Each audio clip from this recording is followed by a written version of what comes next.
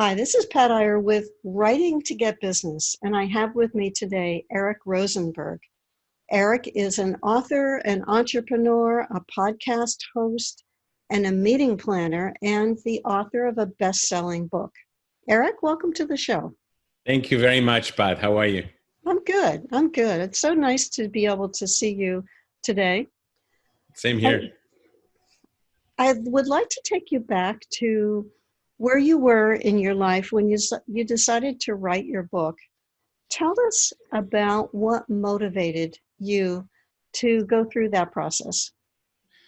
Well, the essence was it was in 08, 09. I was still living in Brussels, and with my business partner, we decided, because of all the economic situation, to look at new ways of doing business. And so we started this methodology to align meetings with the strategy of an organization, and we start having great business case.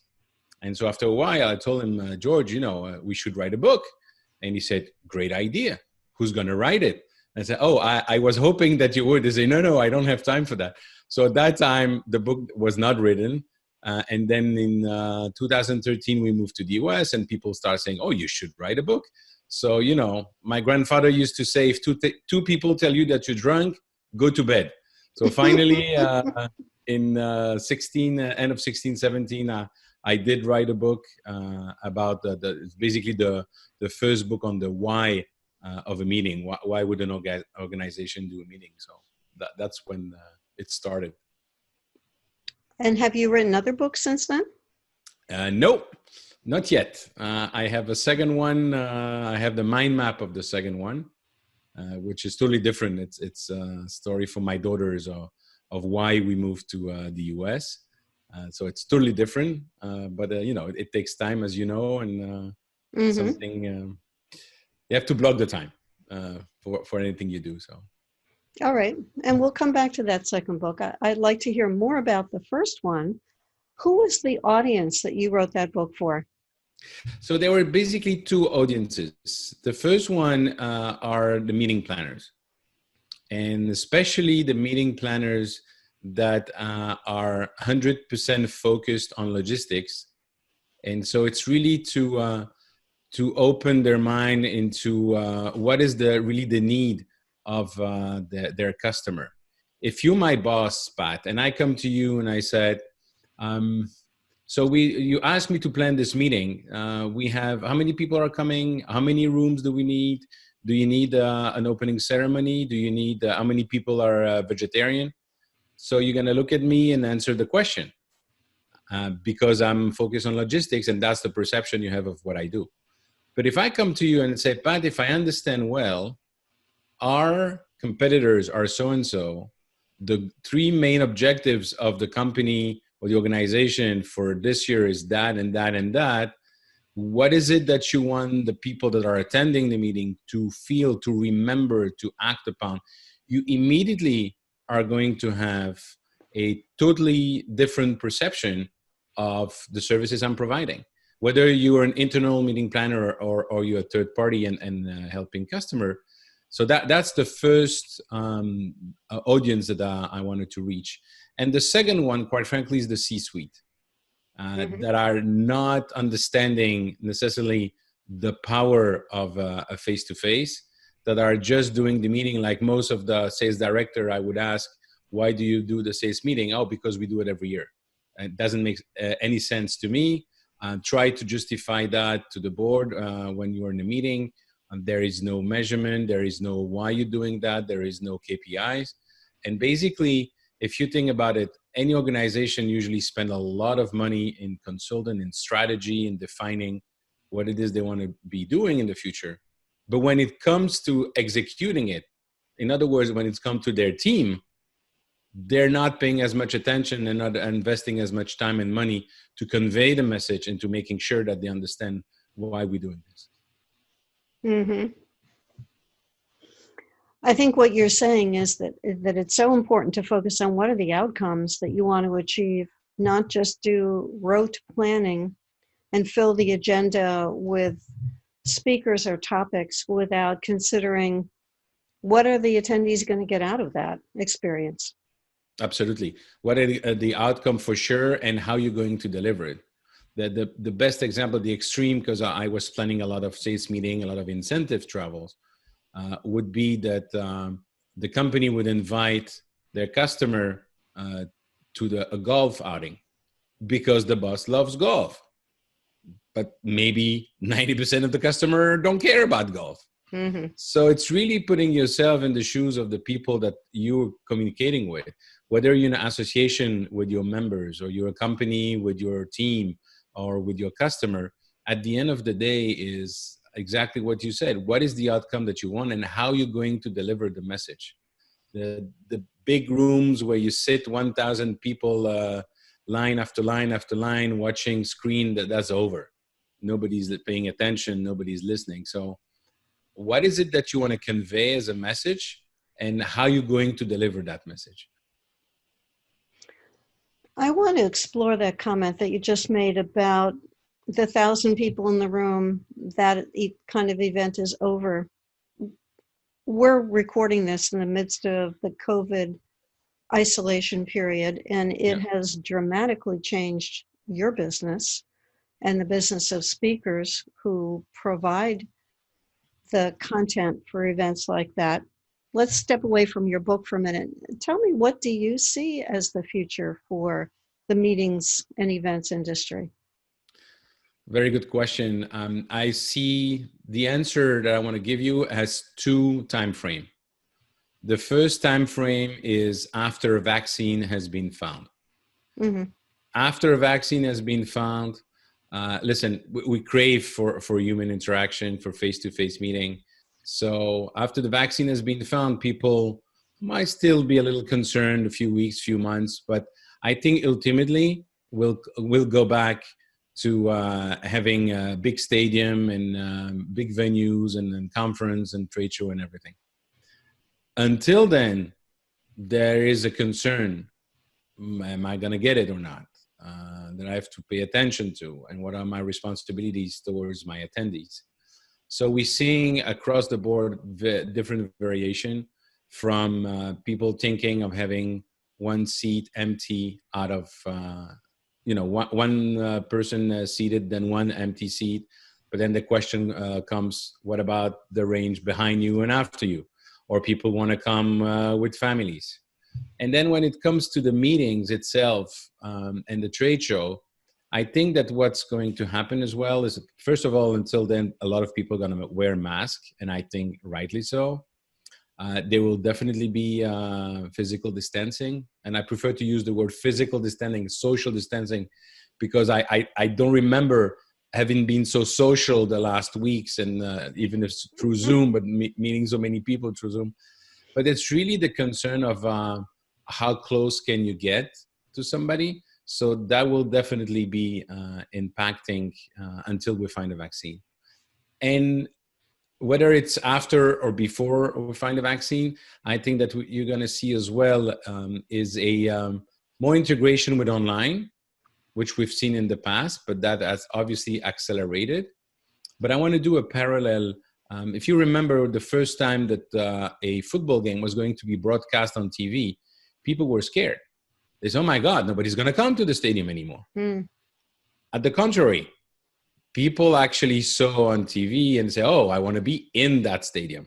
The same happened when you start streaming some sessions from conference. So I think you're going to have a more hybrid model of conference where I want to still go to conference. I want to still have the face-to-face experience. I want to have the experience of the conference and the conversation in the corridor, in the hall, that are not happening on Zoom, and where I'm learning a lot, building a lot of relationship, but also learning about my industry and what's going on. So that will always stay. On the other hand, you might expand the audience. Talk about NSA as a speaker. You still have people willing to go. I want to go to Influence. I want to be there with my fellow speakers. And maybe I cannot go. Maybe it's too far. Or maybe I have a family event in the middle of it, so I cannot go. Well, I can still go in a different way by attending online, and of course with a different price point. But I think that in conclusion, you'll have a mix between the online and still the face-to-face. You brought out several interesting points. I spent 2 days this past weekend with 250 people at a virtual conference from noon until 9 p.m., 2 days in a row. And yet we had people from 22 countries, from, I heard, New Zealand and Germany and Africa, people who never would have been able to come to the live event, which was originally planned for California, were able to attend online. We could replicate the networking sessions with breakout rooms, and we were continually going into new breakout rooms. We couldn't replicate the casual conversations in the hallway that are part of being at a conference, or standing in line in the bathroom, striking up conversations with people. There were no lines in our bathrooms over the weekend.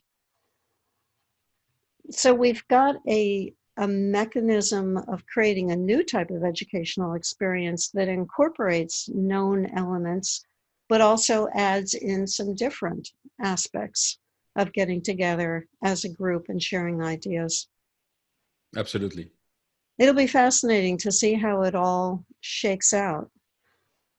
And you mentioned about the vaccine.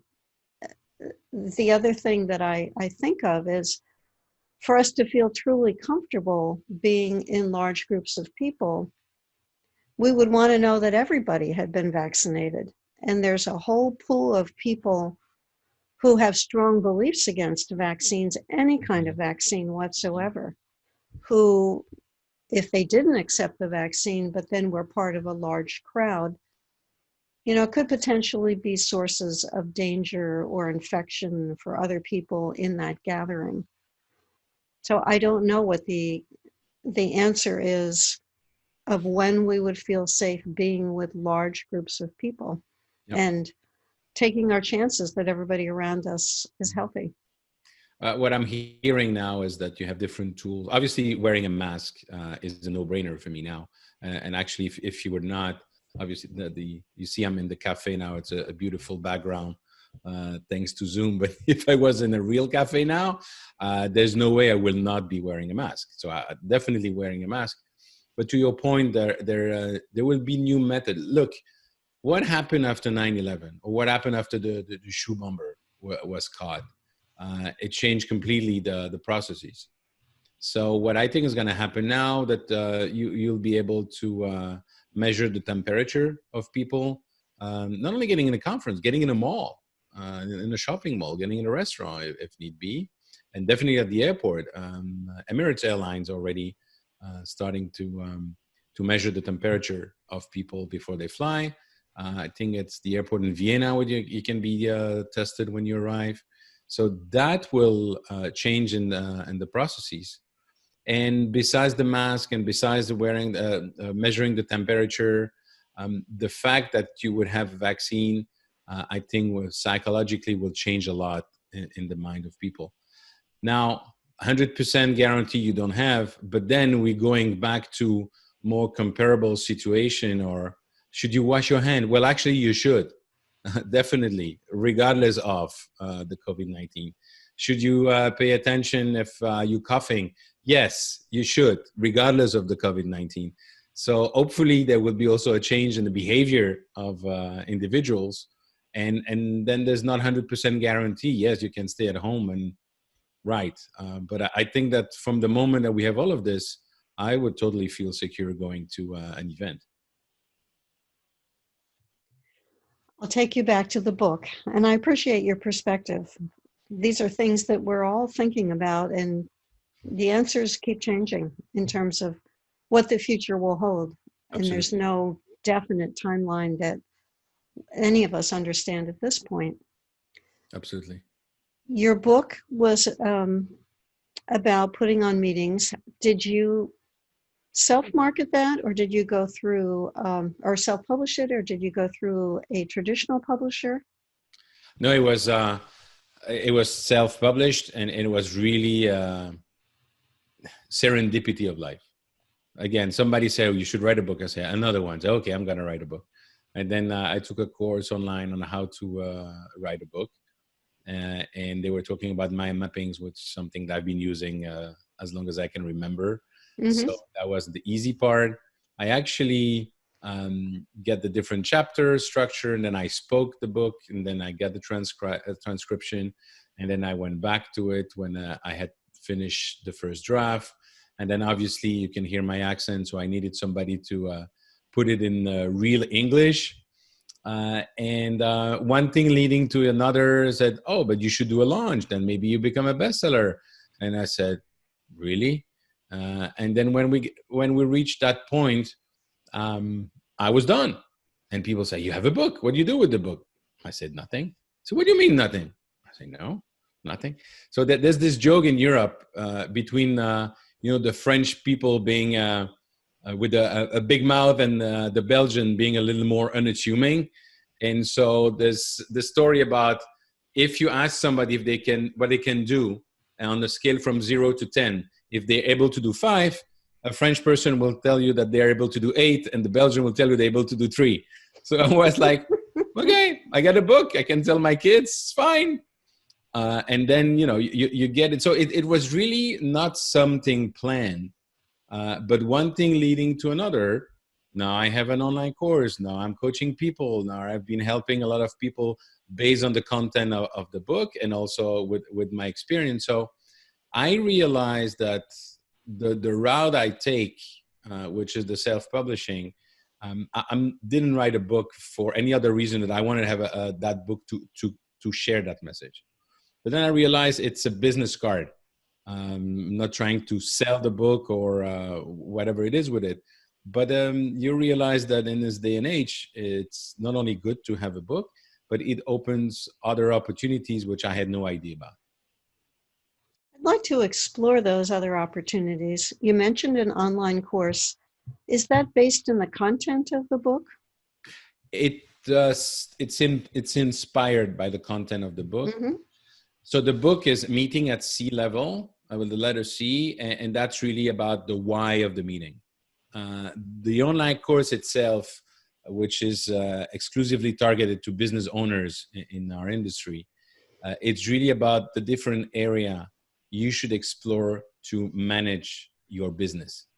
So it's not about how do you plan a meeting better, or how do you negotiate with hotels, or how do you negotiate with a meeting planner if you're a speaker. It's about you own your business. What are the different areas you should be aware of, from strategy, sales, marketing, finance, to personal development, to mental health, to action plan, and how to be accountable. So it's really focused on the management of your business. Mm-hmm. Interesting.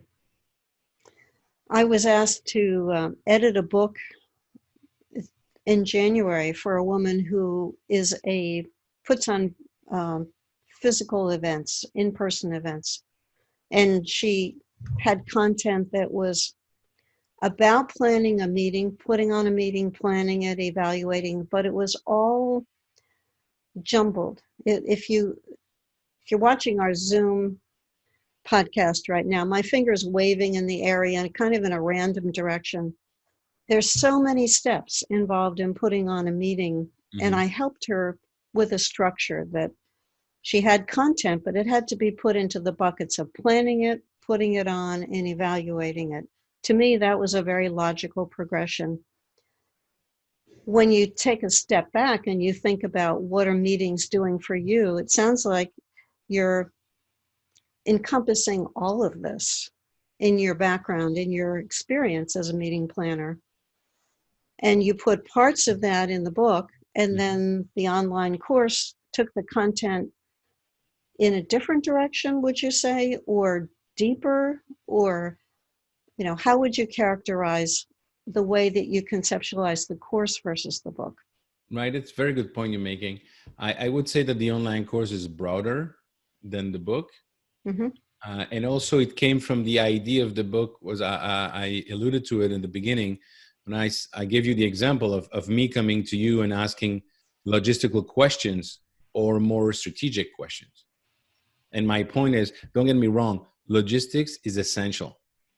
If we don't have internet, we cannot speak now on Zoom. If we are in the room and it's too cold, or the roof is leaking, or the AV is not working, or the food is terrible, or whatever happens, if logistics is not perfect, it's going to have an impact on the meeting, no doubt about it.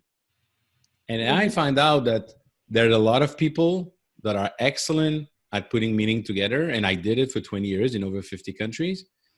And I was really never focused on developing my business.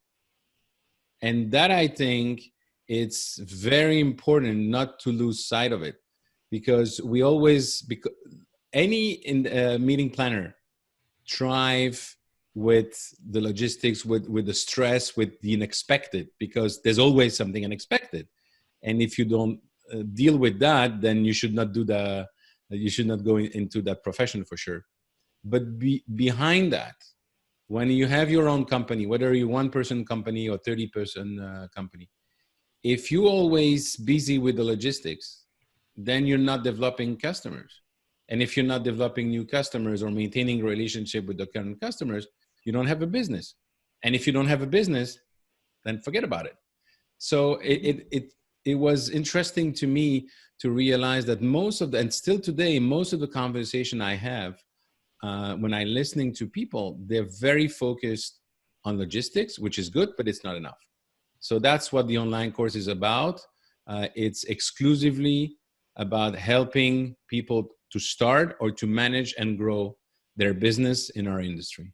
And that sounds like you're filling a unique niche. That's what I've been told. That's what I'm seeing with the people I'm helping.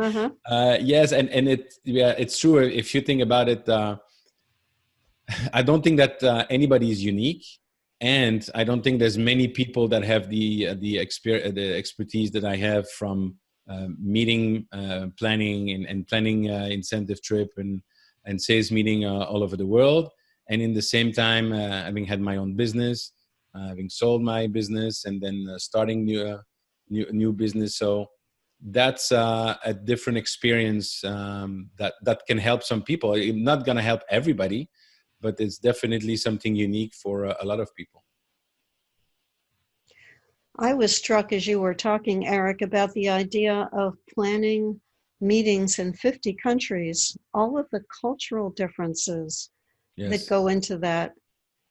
I had an opportunity probably 25 years ago to present at a conference in Pamplona, Spain. I landed there on a Tuesday with one idea about my topic. And then after spending 2 days with the woman who was the director of the School of Nursing and her vice chair, they took me around and entertained me and showed me some of the beautiful scenery in that area. I realized that I had a concept of where they were. This was a nursing conference that was probably 10 years ahead of where they were culturally. So I shifted all of my content based on those conversations and brought it down to a more basic level. But I had just gone in off of the plane to deliver my material. I would not have met the needs of that audience. And they would have been looking at me like, I was a creature from another universe. Absolutely. Which I was at that point. No, but you're absolutely right. And that's been a passion of mine. I actually wrote a thesis at the end of my business studies on cultural differences in business. But as a speaker, the amount of people that just go there and deliver without taking the time to understand who they're going to be talking to, where do they stand in their life, what about their topic, and I can speak about it for hours. Just want to share with you one example, if I may. Mm-hmm. So we had this sales meeting for a large, one of the largest pharmaceutical company in the world. We had a sales meeting in Lisbon, in Portugal. And among so all the attendees were people from Europe. Obviously, some people from the UK were English native. Although, as they say, the UK and the US are two countries divided by the same language. Yes. It was the only native English, if you want, in the crowd. The rest were people from all over European countries where English is our second language. And one of the speakers was that very well-known professor from a very well-known business schools, which was speaking about motivation and engagement. And I have tried to reach him in advance together with my client. The guy was a real diva. He didn't want, that's okay. I know what I'm talking about. I've been doing this for years, blah, blah, blah. Long story short, he arrived. Of course, he needed to change his slides at the last second. And that was some years ago. I remember I still have the USB watch, where it's a watch and the USB incorporated, so I can help him with that. And then he went on stage, again, without letting me, giving you the chance to explain who was in the audience. And he starts speaking for 5 minutes, 10 minutes. And Pat, I have to say, I was impressed. It was very good. Obviously, not the first time I was doing that. But suddenly he went, so you're in the first base. You want to hit the ball hard to get it out of the park, or at least to go second or third base. Nobody understood, because baseball is not something that people play in Europe.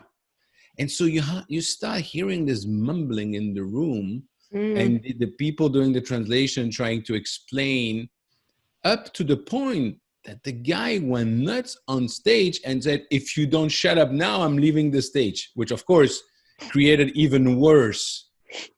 And if he would have just asked the question, or let us explain who was in the audience, let it go through the speech.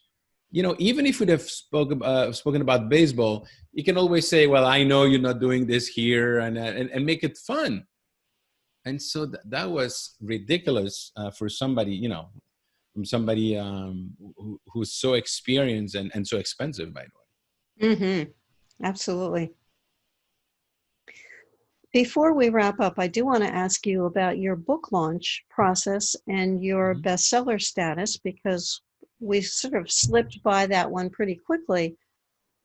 Tell us what you went through when you were finished with the book, because you're a best-selling author, so I'm curious how you attained that status.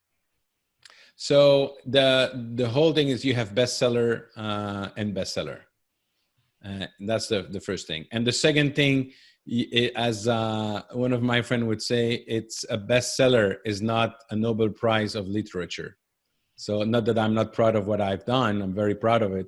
But we're not talking about, having this beautiful English literature. We're talking about the book that is interesting for many people. And so the process I follow, because I was self-publishing, I'm discovering everything. So I had people around me that were guiding me. It's like anything. It's a profession. It's an expertise that I don't have. What you need to do to launch a book. So I basically follow their lead. We created some buzz. I start speaking around me about people in the industry. I had the top 20 leaders in our industry recommending the book. And I created a Facebook group with people helping for the launch. And then there was a series of emails and communication that were prepared for it. And then there's an algorithm with Amazon based on the number of downloads, the number of people buying the book, the number of people reading, the number of reviews and everything. And finally, I got the orange banner that says bestseller, which again, at that moment was like, I can tell my family I'm a bestseller. It's great. That's all I wanted. But then you realize that it's for everything. There's a process to it. There's a difference, obviously, being a bestseller on Amazon or being a bestseller on the New York Times or the Wall Street Journal or Forbes. So that's, and it's more, for me, it was just, a fun process that I was very proud to achieve. But that's no more, no less than that. I got it. And then your next book, it sounds like, is more of an autobiography. Yeah, it's the importance of memory and transmission is very important to me. And so we left Belgium in 2013 and decided to bring our children in America for their future and their safety. And I'm just thinking, in 20 years' time or later on when they will have children or the great grandchildren that I will never know. But there's everybody's got a story in America of when the ancestor came. So I thought that it would be interesting to put that on in writing so that they can read about it if they want, and that the memory is preserved. That is an interesting concept. I think about, in my family, my mother came over on the boat from Ireland with her parents when she was a year old. And Wow. we heard stories growing up about what it was like living in Ireland before they emigrated. I can't imagine what it would be like to travel on a ship for 2 weeks with 3 kids under the age of 6. Mm. My grandparents had iron constitutions to be able to manage that. Mm. And there's so many people in America who are not that many generations removed. And I wish now that my grandparents are dead, my parents are dead, that I had those stories in some form to understand what they went through. I've just got memories that I don't think I've done a real effective job in sharing with my kids. Your method of sharing memories is going to be a lot more permanent. Mm. Yeah, it's yeah, that's really the essence of that. And yeah, I mean, I don't know what else to tell you. That's really why I'm writing it. Plus, there's some friends and families, and but why did you leave? So I'm kind of tired of repeating the same story. So for those who wants to Read my know, book. it's like read the book.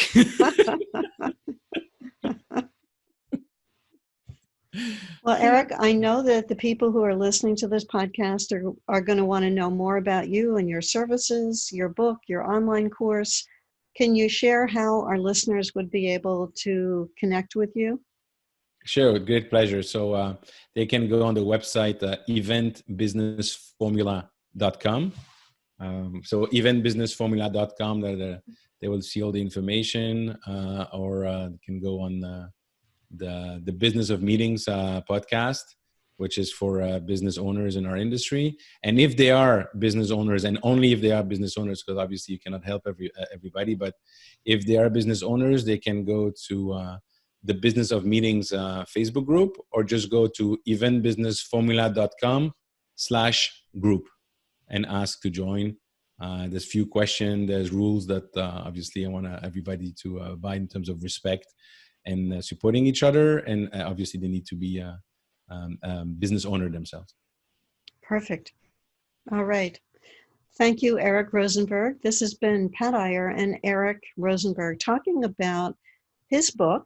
And some of the insights that I've gotten, Eric, from this is that there are lots of nuances when you plan international meetings that you have to pay attention to. Otherwise, you're going to lose your audience.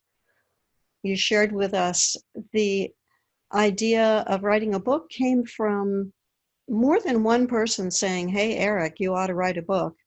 And the process that you went through included creating a launch team, with getting other people helping you with sharing the news about your book so that it did achieve a bestseller status, and the importance of keeping your memoirs in a written form so that future generations know what it's like to have been in a position to leave your country and your culture and come partway across the world and establish a new life in another country.